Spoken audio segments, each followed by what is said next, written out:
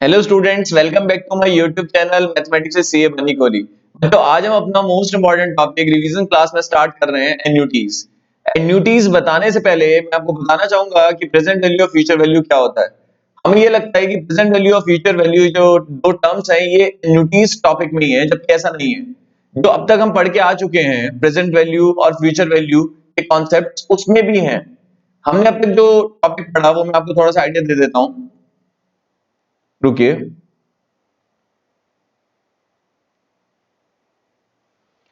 हमने second exercise पढ़ी थी, एक्सरसाइज 4B। एक्सरसाइज 4B में क्या पढ़ा था कि अगर आपने P रुपीज इन्वेस्ट करे और R% से कंपाउंडिंग हो रही है, वो कंपाउंडिंग हाफ ईयरली भी हो सकती है, ईयरली भी हो सकती है, क्वार्टरली भी हो सकती है, और n टाइम्स कंपाउंडिंग हुई, तो n टाइम्स कंपाउंडिंग होने के बाद जो आपको पैसा मिला इसे बोलते हैं फ्यूचर वैल्यू। फ्यूचर वैल्यू भी बोलते हैं और विद इंटरेस्ट वैल्यू भी बोलते हैं।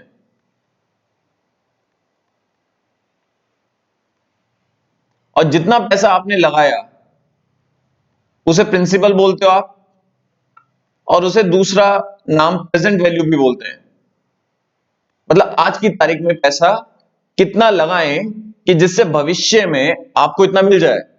ठीक है, तो कितना पैसा लगाना चाहिए भविष्य में A रुपीज अगर आपको चाहिए, तो प्रेजेंट वैल्यू और फ्यूचर वैल्यू के बीच ये रिलेशनशिप होती है। अगर आपको P निकालना हो तो आप ये फॉर्मूला अप्लाई कर लेते हैं, A निकालना हो तो ये अप्लाई कर लेते हैं। क्लियर है? तो ऐसा नहीं है कि हमने एक्सरसाइज 4B में नहीं पढ़ा था फ्यूचर वैल्यू और प्रेजेंट वैल्यू क्या होता है। क्लियर है? तो जितना पैसा आपने लगाया, ये बैंक से जितना लोन लिया, जितना लोन लिया, और अगर आप किश्तों में लायबिलिटी डिस्चार्ज नहीं कर रहे, एक साथ बैंक को जाके पेमेंट कर रहे हैं, तो जितना आप बैंक को पेमेंट कर रहे हैं वो है फ्यूचर वैल्यू, और जितना बैंक से उधारा लिया आपने वो होता है प्रेजेंट वैल्यू। क्लियर है? बैंक से 1 लाख रुपए लोन लिया और 4 साल बाद 1,80,000 रुपए या 2 लाख रुपए या 2.5 लाख रुपए, जितना भी आपने बैंक को पेमेंट करा ब्याज के हिसाब से, तो जितना आपने पेमेंट करा वो फ्यूचर में करा तो वो फ्यूचर वैल्यू, और आज की तारीख में जितना लोन लिया वो प्रेजेंट वैल्यू। तो ये आप लोगों को पता होना चाहिए कि फ्यूचर वैल्यू और प्रेजेंट वैल्यू सिर्फ एन्युटीज में नहीं। क्लियर है? अब मैं आपको एन्युटीज बताता हूं क्या है।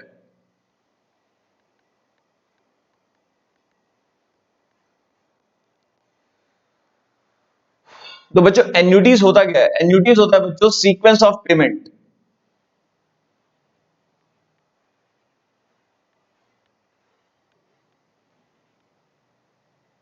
सीक्वेंस ऑफ पेमेंट भी बोलते हैं, सीक्वेंस ऑफ डिपॉजिट भी। अब डिफरेंस क्या है जो अब तक हमने पढ़ा और जो इस क्लास में हम पढ़ रहे हैं एन्युटीज। अब तक हमने जो पढ़ा वो ये था कि आपने पैसा लगाया, आपने डिपॉजिट करा। क्लियर है? आपने डिपॉजिट करा, भविष्य में आपको कितना पैसा मिल गया। ठीक है, यहां पर थोड़ा अलग है। यहां पर टर्म्स तो वही पढ़ेंगे हम, future value present value, but difference क्या है सुनिए। कॉन्सेप्ट में डिफरेंस है कि सीक्वेंस ऑफ पेमेंट, सीक्वेंस होना चाहिए पेमेंट का, मतलब बैंक से लोन लिया, बैंक से लोन लिया, एक साथ आपने लाइबिलिटी डिस्चार्ज करी, तो ऑब्वियसली कितना पेमेंट करा? ए पेमेंट करा। क्लियर है ना? बट जब आप किश्तों में लाइबिलिटी डिस्चार्ज करते हैं, जिसे बोलते हैं EMI, equated monthly instalment, generally monthly instalment ही होती है, ठीक है, बैंक के लोन की, तो वो जो ईएमआई होता है वो एन्युटी का एग्जांपल है। क्लियर है? आपने बैंक में एफडी कराई, क्लियर है, तो वो तो सिंगल डिपॉजिट हो गया। सिंगल डिपॉजिट मतलब P, present value. Single present value की फ्यूचर वैल्यू निकालने का ये फॉर्मूला होता है। क्लियर है? बट यहां पर क्या होगा, यहां पर सीरीज ऑफ डिपॉजिट्स होंगे, जैसे एलआईसी, ये एलआईसी का एग्जांपल हो गया, लाइफ इंश्योरेंस कॉर्पोरेशन का प्रीमियम, एलआईसी प्रीमियम। क्लियर है? तो जब आप रेगुलर बेसिस में जमा करते हैं, क्लियर है, या किश्तें भरते हैं, किश्तें भर रहे हैं सीरीज, जमा कर रहे हैं डिपॉजिट्स, तो इसलिए एन्युटी क्या होता है बच्चों? सीक्वेंस ऑफ पेमेंट भी बोला जाता है, सीक्वेंस ऑफ डिपॉजिट भी बोला जाता है। क्लियर है? अब मैं आपको थोड़ा सा एग्जांपल देता हूं कि आपने कितना पैसा लगाया। क्लियर है? आपने कितना पैसा लगाया, मान लो P रुपीज लगाया, और भविष्य में आपको A रुपीज मिला। क्लियर? और जितना आपने पैसा लगाया बच्चों वो प्रेजेंट वैल्यू होता है, और जितना आपको मिला वो फ्यूचर वैल्यू होता है। बट इस टॉपिक में भी वही चीज है, बट डिफरेंस बस इतना है कि आप रेगुलर बेसिस में जमा कर रहे हैं, जो आप रेगुलर बेसिस में जमा कर रहे हो, क्लियर है, और भविष्य में जो मिल रहा है वो फ्यूचर वैल्यू है, बट जो रेगुलर बेसिस में जमा कर रहे हो उसमें एन्युटी एलिमेंट है, मतलब इंटरेस्ट एलिमेंट उसमें नहीं है। तो फर्क क्या हुआ, सेकंड एक्सरसाइज में वन टाइम डिपॉजिट होता है, एन्युटीज में सीक्वेंस ऑफ डिपॉजिट होता है। तो दो टाइप की एन्युटीज पढ़नी है हमने। एक चीज और, जो डिपॉजिट या पेमेंट होना चाहिए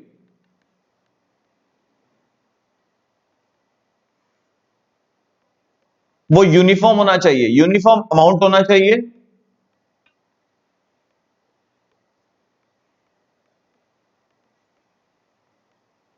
और यूनिफॉर्म पीरियड होना चाहिए। मतलब आप 5-5 हजार रुपए की एन्युटीज मतलब जमा कर रहे हैं, 5-5 हजार रुपए अपने खाते में जमा कर रहे हैं, जैसे आरडी रिकरिंग डिपॉजिट। तो भविष्य में आपके खाते में कितना बैलेंस होगा? अब अब तक जो अपने पढ़ा था वो वन टाइम डिपॉजिट था। अब क्या हुआ, सीरीज ऑफ डिपॉजिट। जो सीरीज होगा ना डिपॉजिट का, एक डिपॉजिट अमाउंट सेम होना चाहिए और यूनिफॉर्म पीरियड होना चाहिए, मतलब मंथली डिपॉजिट होना चाहिए या क्वार्टरली डिपॉजिट होना चाहिए। ठीक है, अगर इस टाइप से नहीं होगा तो वो एन्युटी का पार्ट नहीं है। तो जो हमने कॉन्सेप्ट पढ़ने हैं उसमें यूनिफॉर्म अमाउंट पढ़ेंगे और यूनिफॉर्म पीरियड पढ़ेंगे। क्लियर हो गया इतना? अब कौन कौन सी एन्युटीज पढ़नी है, टाइप्स ऑफ एन्युटीज।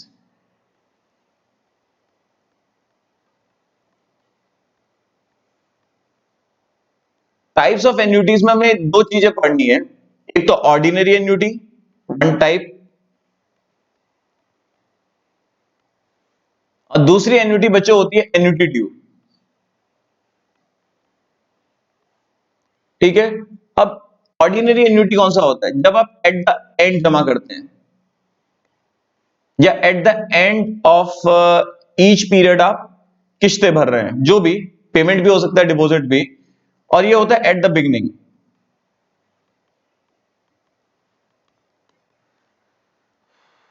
बच्चों ध्यान रखना, इन दोनों ही एन्युटीज में हमने दो चीजें पढ़नी है।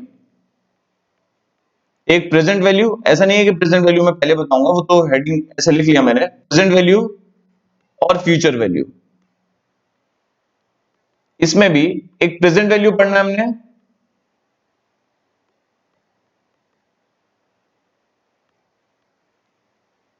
तो इस क्लास में मैं आपको फ्यूचर वैल्यू के बारे में बताऊंगा।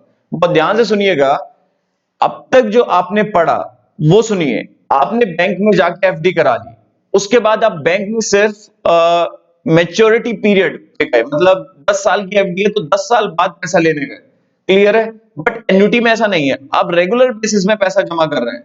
क्लियर है? मतलब इस साल भी आपने डिपॉजिट करा, मतलब साल की शुरुआत में, नेक्स्ट ईयर की शुरुआत में करा, थर्ड ईयर की ईयरली डिपॉजिट भी हो सकता है, हर महीने आप बैंक में पैसे जमा कर रहे हैं या म्यूचुअल फंड में पैसे जमा कर रहे हैं। क्लियर है?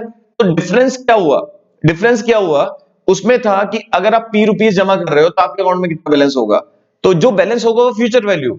यहां पर भी आप लगातार जमा कर रहे हो, आपके अकाउंट में कितना बैलेंस होगा, होगा यहां पर भी फ्यूचर वैल्यू। बट वहां जब जो अब तक पढ़ा एक्सरसाइज 4B का कॉन्सेप्ट, उसमें और इसमें डिफरेंस बस इतना है कि उसमें आपने वन टाइम डिपॉजिट करा, यहां पर आप लगातार जमा कर रहे हो। क्लियर है? तो फ्यूचर वैल्यू के मतलब में चेंज नहीं है, बट ऑब्वियसली फॉर्मूला बदलेगा क्योंकि वहां पर वन टाइम डिपॉजिट था या सीरीज ऑफ डिपॉजिट है। मैं आपको एग्जांपल देता हूं, जैसे मान लो आपने 1 लाख रुपए जमा करे आज की तारीख में, ईयरली 10% से कंपाउंडिंग हो रही है, तो एक साल बाद कितना बैलेंस होगा, +10%। ये कितना हो गया बच्चों, 1,10,000।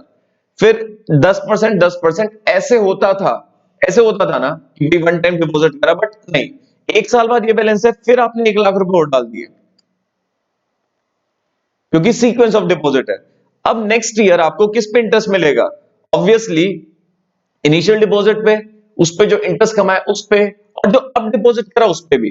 तो 2 साल बाद आपके अकाउंट में कितना बैलेंस होगा, +10%। ठीक है, फिर 1 लाख रुपए और डाल दिए, 3 साल बाद कितना होगा, +10%। फिर 1 लाख रुपए और डाल दिए, 4 साल बाद इतना +10%। फिर 1 लाख रुपए और डाल दिए, 5 साल बाद कितना, तो 5 साल बाद आपके अकाउंट में कितना बैलेंस होगा, 671,561। तो बच्चों आपको मतलब तो पता लग गया कि 5 साल बाद अगर आप 1 लाख रुपए की डिपॉजिट्स कर रहे हैं हर साल की शुरुआत में, तो 5 साल बाद आपके अकाउंट में ये बैलेंस होगा। बट अगर कोई आपसे पूछे कि आपने जमा कितना करा था, तो बच्चा सोचेगा कि सर 1 लाख रुपए जमा करा था, नहीं, उसने हर साल की शुरुआत में 1-1 लाख रुपए जमा करा था। तो टोटल कितना जमा करा, 5 लाख रुपए उसकी जेब से गया। मेरी जेब से कितना गया, 5 लाख रुपए। तो कुल मिला के मैंने इंटरेस्ट कितना कितना कमाया, ये 6 लाख कितना था, 6,71,000 ना। तो ये हो जाएगा 1,71,000। एक बारी कैलकुलेशन देख लेना आप, अगर मैं देखूं, एक मिनट, ये तो निकाल लेना। इन दोनों का जो डिफरेंस होगा बच्चों, वो क्या होगा, कंपाउंड इंटरेस्ट। तो फर्क क्या है सेकंड एक्सरसाइज और एन्युटीज में? सेकंड एक्सरसाइज में या एफडी के केस में वन टाइम डिपॉजिट होता है, क्लियर है। तो अगर आप वन टाइम डिपॉजिट करेंगे तो आपके अकाउंट में कितना बैलेंस होगा, उसका फॉर्मूला हमने पढ़ लिया कि ईयरली कंपाउंडिंग होगा या मंथली कंपाउंडिंग होगा, उस हिसाब से रेट की एडजस्टमेंट हो जाएगी।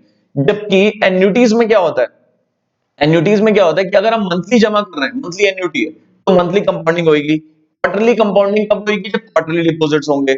ऐसा कोई क्वेश्चन नहीं होगा या कोई कॉन्सेप्ट हमने नहीं पढ़ना कि डिपॉजिट तो ईयरली हो रहा है और मंथली कंपाउंडिंग हो रही है, नहीं। ठीक है, तो अब हम फॉर्मूला पढ़ेंगे। हमें दो टाइप की एन्युटीज हमारे सामने है, एक तो ऑर्डिनरी एन्युटी और एक एन्युटी ड्यू। दोनों के बारे में आपको बता देता हूं मैं। सबसे पहले हम पढ़ने जा रहे हैं, हेडिंग लिखना हूं मैं, फ्यूचर वैल्यू। फ्यूचर वैल्यू, भविष्य में कितना बैलेंस होगा ऑफ एन एन्युटी ड्यू।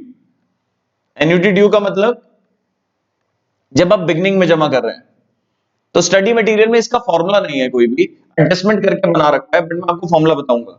एक बात और, आज हम फ्यूचर वैल्यू पढ़ेंगे दोनों ही एन्युटीज की, ऑर्डिनरी एन्युटी की भी और कौन सी दूसरी, एन्युटी ड्यू। और मैं जो आपको फॉर्मूला डिराइव करके बताऊंगा, थोड़ा आइडिया जो दूंगा, वो कैसे बताऊंगा, ईयरली एन्युटी से। ईयरली एन्युटी का मतलब ईयरली डिपॉजिट कर रहे हैं। तो लिखा मैंने question, suppose rupees R is invested या डिपॉजिटेड एट द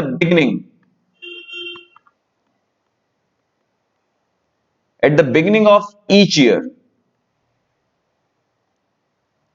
ठीक है, for n years. N years के लिए आपने जमा करा हर साल की शुरुआत में, an interest rate is R% per annum compounded yearly. Yearly आपके अकाउंट में इंटरेस्ट क्रेडिट हो रहा है। Find the future value of an annuity. अब यहां पर एन्युटी क्या है, कैसे पता लगा? देखो, rupees R is invested at the beginning of each year. Each से पता लग गया, ईच से पता लग गया कि एन्युटी है और यूनिफॉर्म अमाउंट भी है, और ऑर्डिनरी एन्युटी है या एन्युटी ड्यू, तो ये कैसे पता लगा, बिगिनिंग, हर साल की बिगिनिंग में जमा कर रहे हैं। ठीक है, तो ऑब्वियसली वो वाला फॉर्मूला तो लगेगा नहीं जो हम सेकंड एक्सरसाइज में पढ़ के आए हैं। मैं आपको समझाता हूं कि कैसे फॉर्मूला बनेगा। आपने पहला पैसा जमा करा बिगिनिंग ऑफ फर्स्ट ईयर, फिर बिगिनिंग ऑफ सेकेंड ईयर में, फिर बिगिनिंग ऑफ थर्ड ईयर में, और बिगिनिंग ऑफ एनथ ईयर में। हर साल की शुरुआत में आपने ₹R जमा करा। अब मैं आपको बताता हूं फ्यूचर वैल्यू कैसे निकालते हैं। मान लो ये जो पैसा आपने जमा करा ईयरली कंपाउंडिंग हो रहा है, तो इसकी फ्यूचर वैल्यू क्या होगी? हर डिपॉजिट की आप फ्यूचर वैल्यू निकाल लें, ये n टाइम्स कंपाउंडिंग होगी इसमें। तो आप कहेंगे सर ये कॉन्सेप्ट कैसे बना, सेकंड एक्सरसाइज से सिंगल आर की फ्यूचर वैल्यू ऐसे निकाली जाएगी। अब जो आपने सेकंड ईयर की बिगिनिंग में जमा करा, उसमें फर्स्ट ईयर तो हटा दो, टोटल एन ईयर्स है, फर्स्ट ईयर हटा दो, तो इसमें कितनी बार कंपाउंडिंग होगी? ऑब्वियसली सर, कितनी बार, n-1 टाइम्स कंपाउंडिंग होगी। जो तीसरा डिपॉजिट होगा बच्चों, उसकी फ्यूचर वैल्यू क्या होगी? उसकी फ्यूचर वैल्यू n-2 होगी। ठीक है, और जो लास्ट डिपॉजिट होगा वो nth ईयर की बिगिनिंग में करा और उसी साल एंड में विड्रॉ कर लिया, उसमें 1 साल का इंटरेस्ट मिलेगा। तो ये आ गई सभी डिपॉजिट्स की फ्यूचर वैल्यू, सभी डिपॉजिट्स, सभी डिपॉजिट्स की फ्यूचर वैल्यू। जब सभी डिपॉजिट्स की फ्यूचर वैल्यू जोड़ दोगे तो आपकी इन्वेस्टमेंट की वैल्यू तो बनेगी। सभी डिपॉजिट की फ्यूचर वैल्यू क्या होती है? Future value of annuity. और बच्चों इसे किससे डिनोट करते हैं? ए से डिनोट करते हैं। ये जोड़ोगे कैसे? ये जोड़ोगे जीपी के फॉर्मूले से। जीपी आपको आता है तो ठीक है, नहीं आता तो कोई इश्यू नहीं है, मैं कौन सा पूरा फॉर्मूला बनाकर आपको सॉल्व करके बताऊंगा। मैंने तो आपको आइडिया दिया कि इन सबको जोड़ोगे। जोड़ोगे कैसे? जीपी से। तो फॉर्मूला क्या बनेगा, 1+r% to the power n+1 -1 upon r% -1। बड़ा है फॉर्मूला, बट बच्चों याद हो जाता है, याद हो जाता है। ऐसा नहीं है नोट्स आप मेंटेन करेंगे, ऐसा नहीं है कि याद नहीं होता, याद हो जाएगा। 2 और 3 टाइम्स आप अप्लाई करेंगे तो याद हो जाएगा। तो कोशिश यही करिएगा कि आप याद करें फर्स्ट टाइम ही, फिर जैसे जैसे क्वेश्चंस में आप अप्लाई करते रहेंगे याद होता रहेगा। ठीक है, तो फॉर्मूला क्या बना, कैपिटल आर क्या होता है बच्चों इसमें, जो आप ईयरली जमा कर रहे हैं, ईयरली, क्वार्टरली, मंथली, तो इसे एन्युटी भी बोलते हैं। एनुअल डिपॉजिट जो है, या कहने को ये एन्युटी एनुअल से है, बट मंथली भी हो सकता है डिपॉजिट, क्वार्टरली भी हो सकता है, डिपेंड करता है, बट यूनिफॉर्म अमाउंट जो होता है उसे आर बोलते हैं।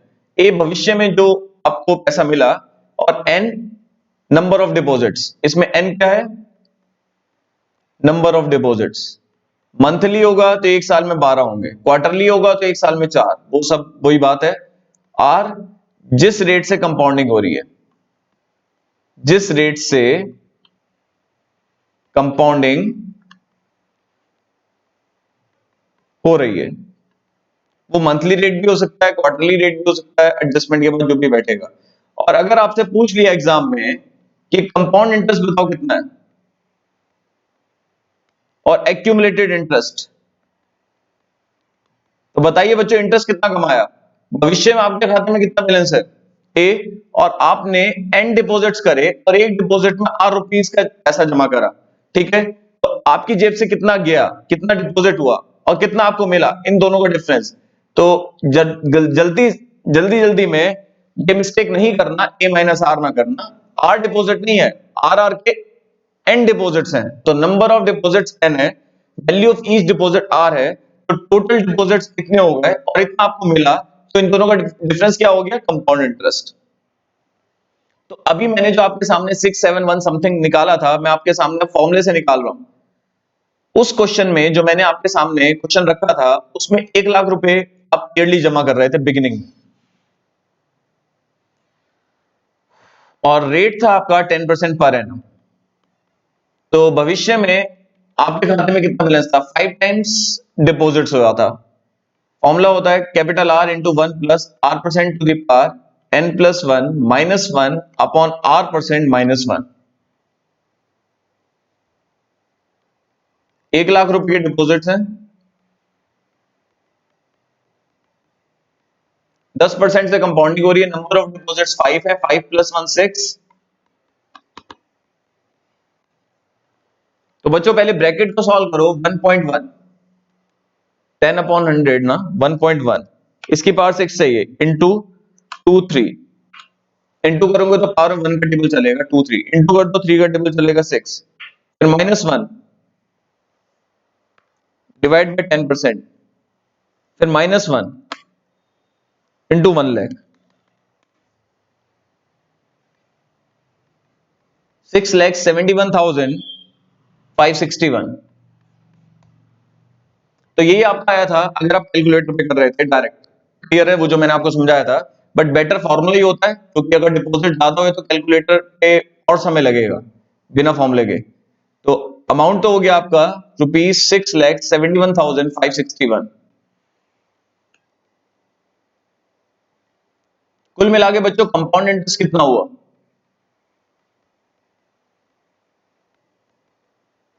अमाउंट माइनस एन आर, आपकी आपको जो मिला पैसा वो इतना मिला, और आपकी जेब से कितना डिपॉजिट हुआ, 5 टाइम्स 1 लाख रुपीज। तो 5 लाख रुपीज आपकी जेब से डिपॉजिट हुआ, तो कितना इंटरेस्ट हो गया, 1,71,561।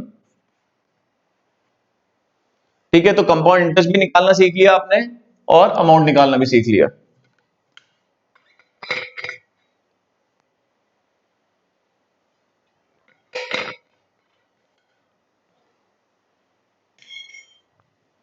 अब आ जाओ बच्चों, future value of ordinary annuity. तो ये तो आप बच्चों समझ ही गए कि डिफरेंस क्या होता है सेकंड एक्सरसाइज, मतलब सिंपल वन टाइम डिपॉजिट वाले क्वेश्चन में जैसे एफडी हो गया, और सीरीज ऑफ डिपॉजिट्स के क्वेश्चन में। तो अब हम पढ़ने जा रहे हैं future value of ordinary annuity.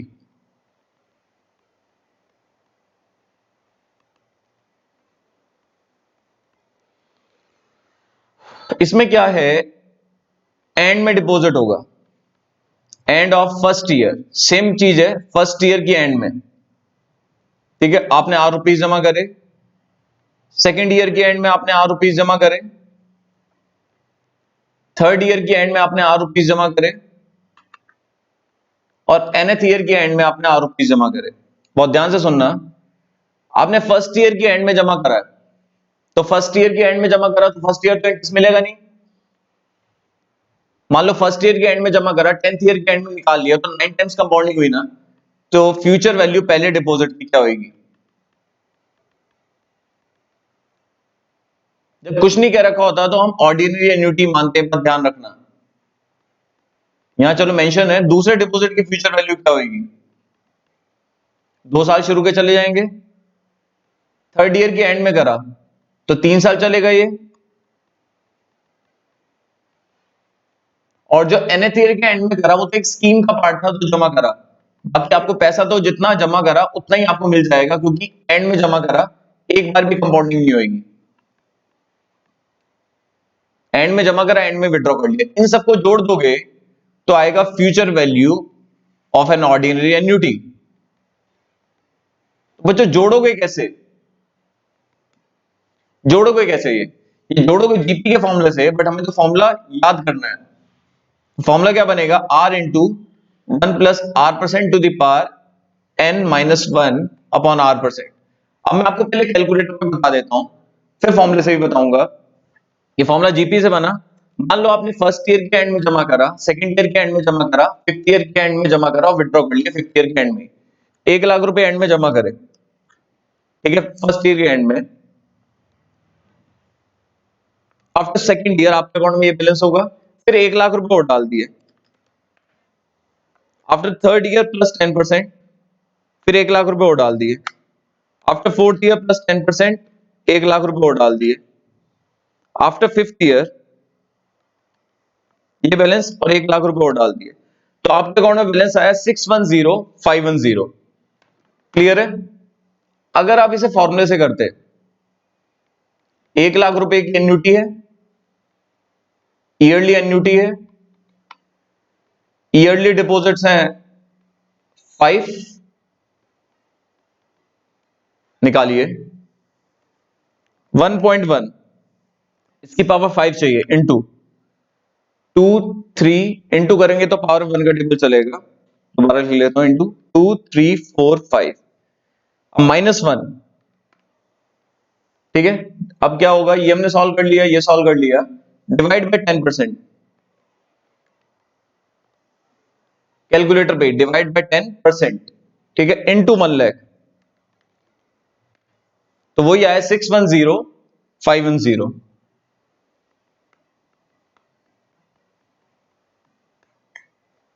और अगर आपसे पूछ लें इस क्वेश्चन में कंपाउंड इंटरेस्ट क्या होगा, सीआई, तो वो कैसे पता करोगे, जितना आपके अकाउंट में बैलेंस है और जितना आपने जमा करा,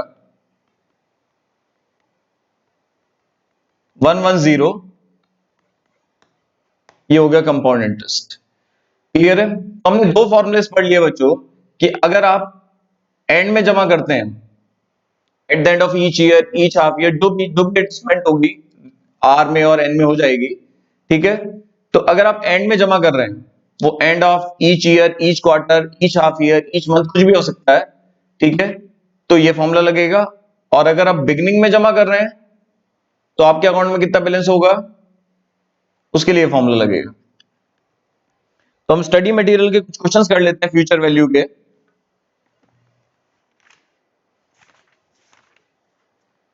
पेज नंबर 26 और 27, पेज नंबर 26 और 27 ये खोल लीजिए।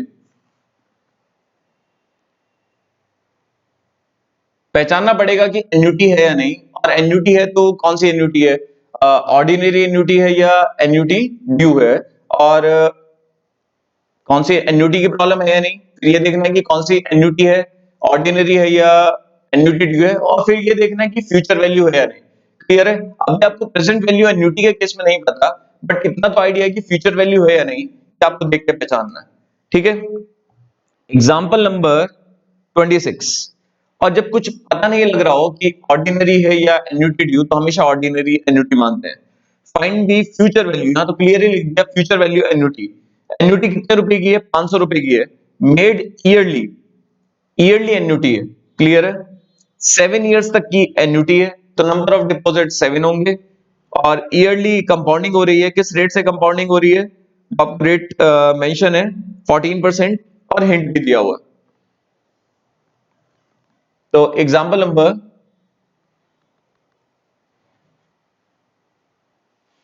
26, एन्युटी कितने रुपए की है बच्चों? 500 रुपए की। रेट क्या है? 14% per annum. Number of deposits कितने हैं? 7। तो फ्यूचर वैल्यू का फॉर्मूला क्या होगा?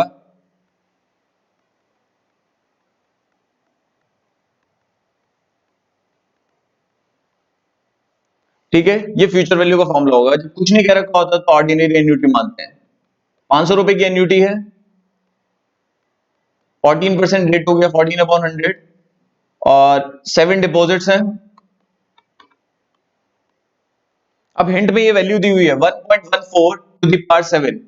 हिंट की वैल्यू यूज करें आप, 1.14 टू द पावर 7 हिंट पे किसके इक्वल दिया हुआ है? 2.5023। ये वैल्यू पुट कर दो आप, कैलकुलेटर पे नहीं निकालेंगे। जब दे रखी हो वैल्यूज तो कैलकुलेटर पे नहीं निकालना। 2.5023। अब देखिए 2.5023 -1 divide by 14%, divide by 14% into 500। तो आपके अकाउंट में कितना बैलेंस है आफ्टर 7 years? 5365.36।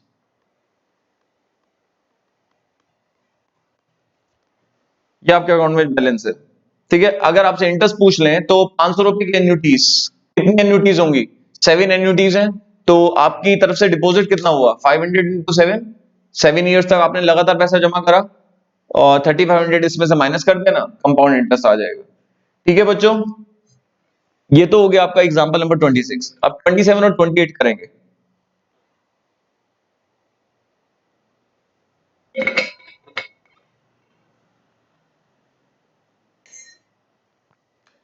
एग्जाम्पल 27, पहचान ये कि ये एन्युटी की प्रॉब्लम है या नहीं। ₹200 is invested at the end, and में जमा कर रहे हैं, of each month. Monthly annuity है, मंथली एन्युटी है। जितना आप जमा करते हैं उसे कैपिटल आर बोलते हैं, रेगुलर इंटरवल्स में जो आप जमा कर रहे हैं एन्युटी प्रॉब्लम्स में। ठीक है, और ये कब तक जमा करा? इंटरेस्ट जो है वो मंथली कंपाउंडिंग हो रहा है, ये क्लियरली मेंशन है। और find the future value, future value आपसे पूछ रहे हैं आफ्टर 10th पेमेंट। तो नंबर ऑफ डिपॉजिट्स कितना हो गए फॉर्मूले के हिसाब से? 10। 10 इयर्स तक नहीं है, 10 इयर्स तक होता तो फिर एक साल में 12 डिपॉजिट्स होते और 10 साल में 120 होते। अब कुछ नहीं करेंगे, हाँ रेट लेंगे। रेट जो होगा हमारा वो कितना होगा? वैसे जो रेट मेंशन है इस क्वेश्चन में वो 6% है। मंथली रेट कैसे पता करेंगे? जिस रेट से कंपाउंडिंग होती है उस फॉर्मूले में रेट आता है। तो ए का formula R into 1+r% to the power n -1 upon r%। 200 रुपए की एन्युटी है, 6% अपॉन 12, और नंबर ऑफ डिपॉजिट्स कितने हो गए बच्चों? 10 डिपॉजिट्स हैं। ये फॉर्मूले वैल्यू पुट कर दी। अब 1 मिनट आपको हिंट दिया हुआ है, पहले आप ये सॉल्व करो। 6%, 6/100, अपॉन में 12 भी है, फिर +1, तो मुझे ये आ गया 1.005, 1.005। इसकी पावर 10 चाहिए, इसकी पावर 10 आपको हिंट में अवेलेबल है, ये दिया हुआ है 1.0511। 1.1 मिनट, 1.051 एक बार यूज कर लेते हैं। 1.051 निकालिए, -1 डिवाइड बाय 6%। तो पहले बच्चों क्या करा मैंने 6% से डिवाइड कर दिया, और ये जो 12 डिवाइड में है, डिवाइड के डिवीजन में, ये इनटू हो जाएगा, इनटू 12, और फिर अब किससे मल्टीप्लाई होगी, इनटू 200, तो ये आ जाएगा 2040। मैंने शायद वैल्यू गलत यूज करी, 1.0511 है, तो बच्चों 1.0511 -1 डिवाइड बाय 6% इंटू 100, ऐसे करो आप। 100 को लेके जाने की जरूरत नहीं है क्योंकि कैलकुलेटर में 6% हो जाता है। 1.0511 -1 डिवाइड बाय 6% और फिर इंटू 12 और फिर इंटू 200, 2043.99, तो अप्रोक्सीमेटली 2044 आ गया।